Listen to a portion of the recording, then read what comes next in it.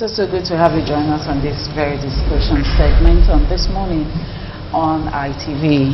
Well, the issue of social media, in the past it was something that some people actually frowned against it, and for some people, well, it's something to embrace and all of that. But today we are going to be looking at it on how it affects political issues in Nigeria. I have Ogbeide Ifaluyi Isibor, is a policy analyst. You're welcome to the program. Thank Ogbeide. you. Thank you very much. And Solomon Idiogbe, Executive Director, Empowerment Advocacy. You're welcome to the program. Thank you. Anyway, both of you are youth and you're very, very active on the social media, because we see your write-ups every now and again on issues. But how would you say it has affected political issues? Ogbeide. Well, thank you very much for the beautiful question. Social media is a computer-mediated tool that folks use to create ideas, share information, to connect with people, and it has birthed a shift from the norm of TV or radio presentation. Social media has been able to frame the political space all over the world. Now, if you are a political actor, you're not active on social media, it's like you're not existing, because it has become a veritable tool for governments and individuals or companies to express themselves, providing real-time information, providing accessible connectivity, providing a wide range of coverage. It has played a very major role in the Nigeria of today in our political space. We could see clearly from the past presidential elections, the battle started from social media. Yeah. So much so that the president had to open a Twitter account, to engage people, and that is the quickest way, even today, that he still uses to pass information. When you're hearing of appointments that are made or decisions of government, you get it first on Twitter before you see it on NTA. So social media has created a platform for a cross-pollination between government and the people, between the people and the people, between companies and their prospective customers. It has shaped the world, if you ask me. It has shaped democracy. It has birthed democracy. A clear case was the Arab Spring, or the Jasmine Revolution, if you like, where social media was a tool that created a democracy in Tunisia and indeed across the Arab world. So it has been a blessing, I would say, although there are little disadvantages. Of course, there will always be demerits somewhere. Yes, but the merits far oversee the demerits. Yeah. Okay, we don't know if Solomon will agree with you on that, but we must not forget that, yes, when you have the broadcast media, you have the print media, you also have the social media. So it's not like it's actually shifting it, because you need to be informed all round. True. Take it off. So, to me, I think I agree with his position, because if you look at it, even the broadcast media these days even depend on the social media. And today you see what's it called, eyewitness information.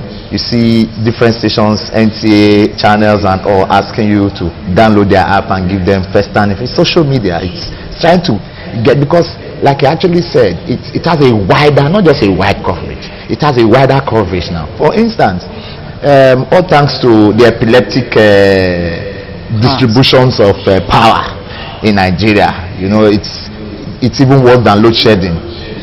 If you are lucky to have 1 hour, you are very lucky in a day. So, but if you are able to charge your phone and you are online, you get the news even faster. Before you wait for 6 o'clock or 7 o'clock or 7:30 or 8 o'clock news, most times you have the details of the information. And even look at the print media. Now they have the online information platform where they distribute their information first before you even get to see it, even the day after, as breaking news and whatever, because it creates a competition all of them now online trying to bring the news first before the other, so that they'll have more patronage, you know. So it's a new revolution. And like I said, in the political, even economical, social, it's taking over everything, because it's real-time information. You see it as it's happening. Like, for instance, what was happening yesterday around the Uluku here. Before you knew, somebody said gas explosion, and that person corrected, no, it's not an explosion, it's leakage. And you know, you get the information. Yet some of you could be far away, Agbo Park, some could be even in Agbo, some could be even in Warri, yet you know what is happening at a particular location. Time. So the point I'm trying to make is that social media has come to further strengthen what we used to have. Because even if you look at the political issues, during elections before, you want to wait for the returning officer or for those that they feed to come home first and tell you. But even when you are home, haven't casted your vote, perhaps you are tired, you don't want to, you are not part of those who want to wait and see the counting. Those who are waiting counting will do the counting, paste it on social media, and it helps to also reduce this issue of mass ringing as we used to have it. Because when the figures were collected and only one person is the one that has the information, things can change between the collation point and the information center. But now, because he knows that it's being counted, people are there counting and people are passing information on social media, it helps to reduce, even though people still tamper with results, but it's not the usual way. So it really helps. And I think that if you ask me, people talk about its advantage. Yeah, it does have everything that has an advantage has its advantage, because people abuse it and all that. But again, it's a trend, it's a new trend. And I think that it's a nice development, if only it can be regulated. There could be a regulation, not the kind of regulation that at a point government wanted to do. The National Assembly wanted to do to straitjacket facts. Because to me that was like an attempt to straitjacket facts for people not to express themselves. But in any case, I think that the issue of social media is a welcome development, because it's really helped to strengthen a whole lot of things. For instance, before Saraki was docked, before he got docked at this Code of Conduct Tribunal, at first he was denying. He had no knowledge of being accused of whatever. Whereas a couple of weeks before that time, it was already on the social media. And the issue of these budgets that became missing or missing, tailored or not doctored, all the facts came out first on social media. Even though the National Assembly at first tried to deny, the executive, tried to doctor it too, but social media really helped to expose facts about it. And so to me, it's a welcome development, because it helps to checkmate those we should checkmate. Because in Nigeria, we really don't have strong institutions. But the issue of social media is helping us to checkmate even the institutions. And it's a way of trying to create a balance. Okay, but some people have argued that it's another way to also witch hunt people, to also target at people, because probably you're more active and you have more followership than them, and you use that platform to want to hurt them. Well, it's an argument, that some have been able to attempt to substantiate, and some have argued against it. I think that is one of the demerits, of social media, where people take the advantage of that to backlash on others, But it's more like a competition. It's just like AIT competing with China's TV. You have to build your followership, you have to build your content, and when you have good content and you have more people listening to you, you become more like an authority. And so it is easy for the other person who is less advantaged to feel that you're oppressing him. But that is a little bit on the merit side, and I don't think that on its own can substantiate the evil of social media. Like he said, it has crafted a paradigm shift from the way it used to be. Now you want to study the Constitution, you have it on social media. You can get an app of the Constitution immediately on your phone. so you don't have to carry it, wherever you're going. You have apps to CNN, to BBC, and so it's real-time information on the go, and it's also an avenue for public scrutiny. It's an avenue for molding a reputation. You can mold a reputation from social media, from the way you write, from the way you express yourself. Even people who have never seen you before, they already have an insight to the quality of an individual you are. As a man thinks in his heart, so is he, and as a man writes, that's a reflection of what he thinks. So social media has given us the opportunity to create a reputation, to create a standard, and it has also helped in, like we said, framing issues.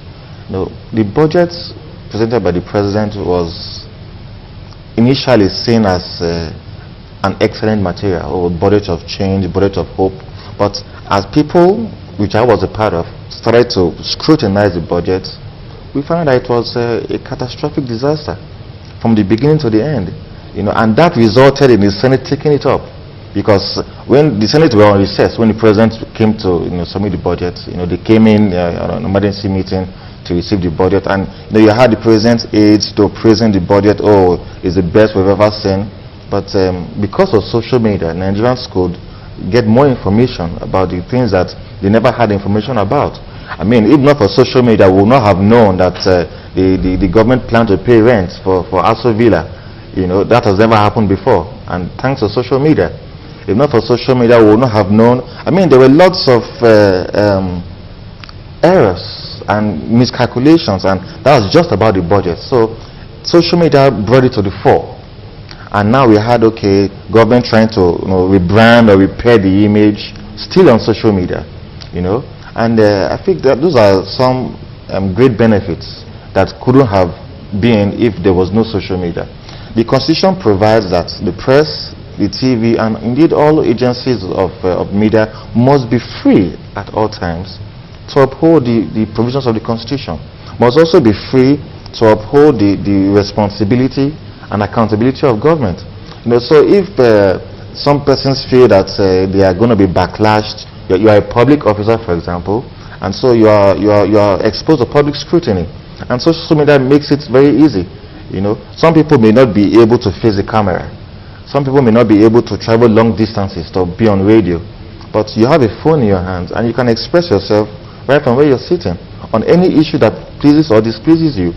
And when you have more people who are thinking in your direction or thinking in an opposing direction, you can exchange opinions and views, cross-pollination. It also helps to educate people. Social media is a veritable tool for education. Now you don't have to, in quote, be in the four walls of the university to get a degree or to get a diploma. You can have it right on your system, in the convenience of your house. Those are all social media platforms.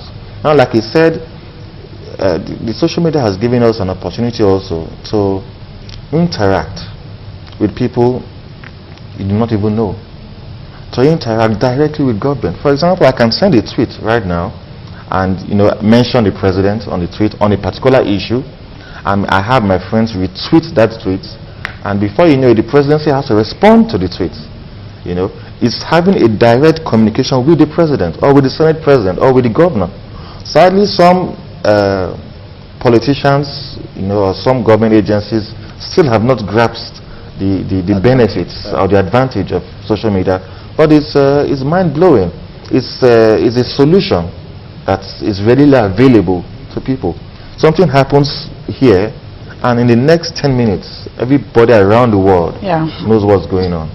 So it's apart from the fact that people take advantage of the excesses of social media, to bully people, cyberbullying, to backlash or to propagate falsehood, those are things you cannot really do without. It's an evil you must accommodate. So that actually makes you agree with Solomon, where he said it needs regulation and all that.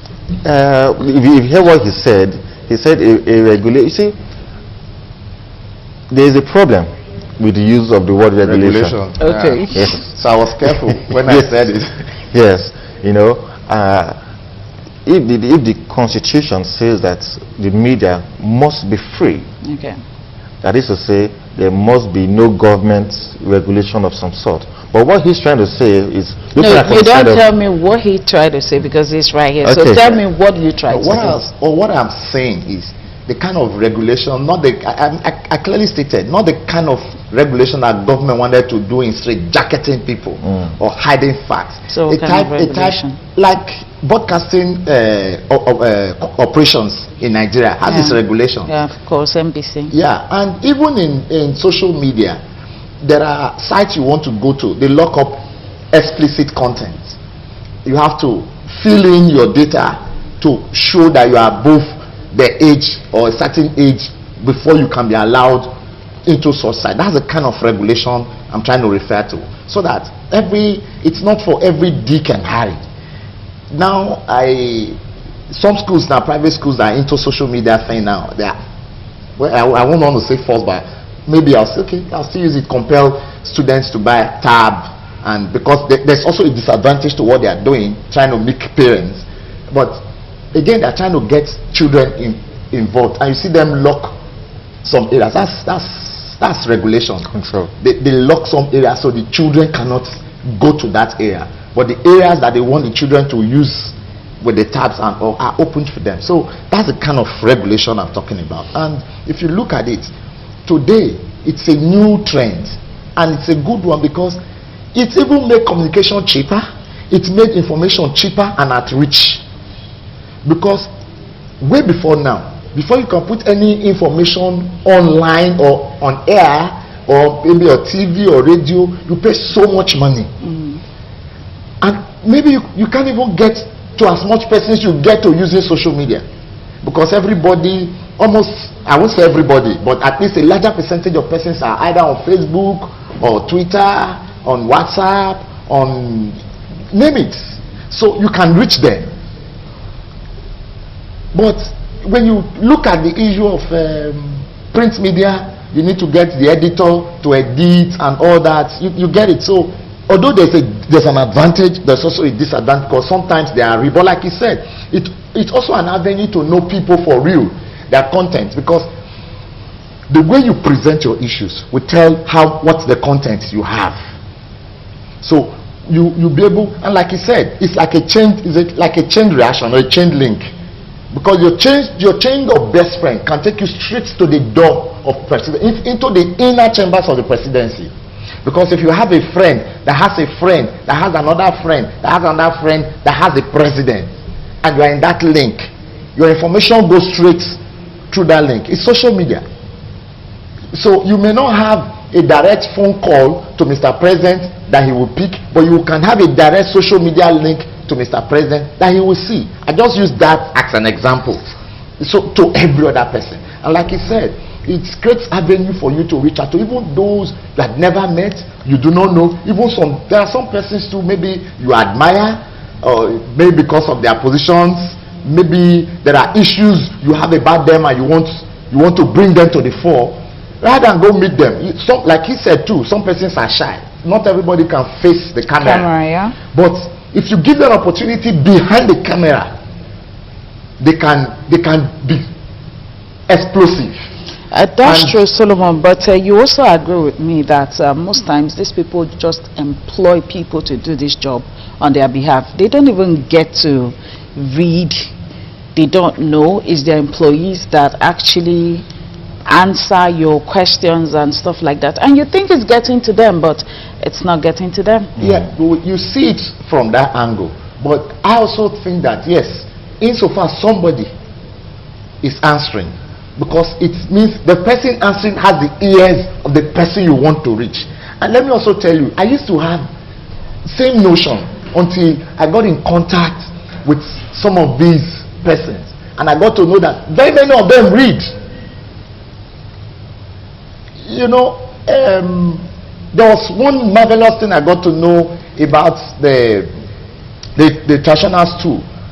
I got to realize that at a point, the palace reads all pages of newspaper every day, because those in charge of media get all the papers, mark areas of interest. After reading the areas of interest, he goes beyond to look at other issues. You understand? So sometimes you just look at, oh, he's too busy. He's a big man. He's at the top. He's the chief executive. He doesn't have time. Sometimes at the approach, say, okay, can we see what has actually happened? I saw some of those politicians also taking grabs of it, where they try to reach out with people, contact and all that. So because sometimes if you look at it, there is much more a better advantage, so to speak, than the worst side. Because for everything that has a worst side has a good side, and the thing that has a good side has a bad side. But I don't want us to have this belief that, oh, they won't read it. You do your best and leave the rest. Leave it to them not reading it, because it's like the biblical thing that said talked about the persistent woman. You understand? So to me, I see it that social media these days has really come to help and strengthen the democracy. Because if we had social media at the advent of our democracy, at that time, today a whole lot of issues surrounding political matters, rigging and all that would have gone way back or way past. But as we grow, as we metamorphose, as social media started taking over things, you saw that things started developing even for the better, because it created opportunity for you to have, if people argue, you could just see, like yesterday, the rerun that was going on, we could see unit by unit results being given. Results being given. Some will even snap the location, you know, for you to know that it's real time information. So it really helped in strengthening the democracy. Okay, thank you very much, Solomon. But let's not also forget that because of the issue of social media, we still see people where they are supposed to help. For instance, they end up just taking pictures and videos just to upload on social media, rather than do or contribute their own quota to salvage the situation at that very point in time. So people are actually also diverting from what they are supposed to do. So let's come down to Edo State right now. Yes, we know that the social media really helped in during the election, and that brought the present administration into power. They did. In fact, it did a lot of work, and it's really supported. So coming down to Edo State right now with our elections just nearby, would you say so far so good that social media is really beginning to work, as it were? Yeah, it's been excellent. Some of us don't live in Benin City, but you get to know what is happening every day in the political space. Where an aspirant, is visiting a particular location, you are seeing his supporters take pictures and give a brief article of what he said or what he's doing.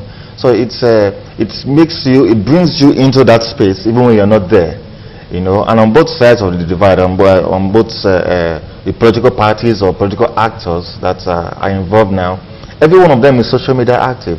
I know of a fact that there are some of them who personally handle their social media platforms, because if any person who is not doing that right now is not serious about running for office, because over 60% of the voting population in Edo State are social media active. Even if you go to the rural areas, there are phones, smartphones, not very smart, but they have Facebook. So the guy on the streets in Ewoyimi, for example, is on Facebook.